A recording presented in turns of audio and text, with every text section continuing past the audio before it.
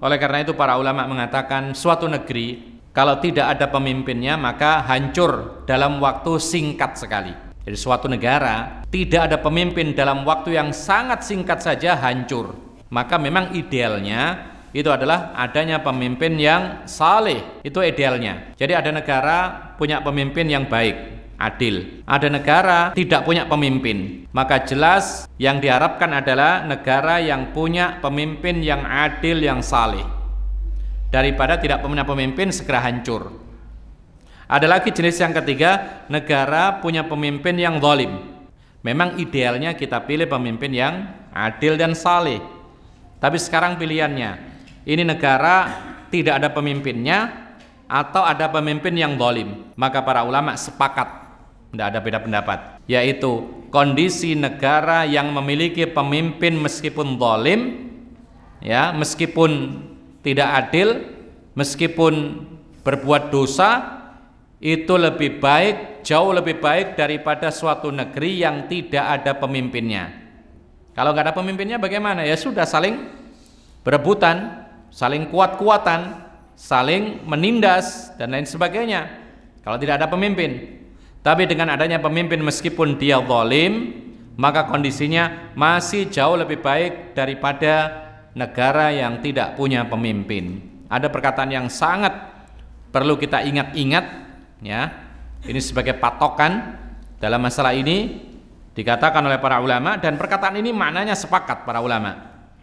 Mereka mengatakan situna sanatan min sultanin zalimin khairun min lailatin wahidatin bila sultan. 60 tahun negeri itu dipimpin oleh pemimpin yang zalim. Jadi andaikan negara itu dipimpin oleh pemimpin yang zalim, mungkin berbuat dosa, mungkin pilih kasih atau bilang orang KKN dan semisalnya, itu dipimpin mereka selama 60 tahun, itu masih jauh lebih baik daripada satu malam saja tidak ada pemimpinnya, kosong dari kepemimpinan, yang terjadi peperangan, bunuh-bunuhan, hancur, anarkis dan lain sebagainya. Kita mengingat tahun 98 di negeri kita, ketika ada sebagian anak-anak muda atau para mahasiswa yang tidak puas dengan kondisi pemimpinnya, kemudian tidak dibimbing dengan syariat dan tidak pernah mengaji kitab Al-Quran dan Sunnah Rasulullah, maka mereka besar-besaran memprovokasi umat untuk menjatuhkan pemimpin yang baru berapa tahun memimpin? Sekitar 32 tahun.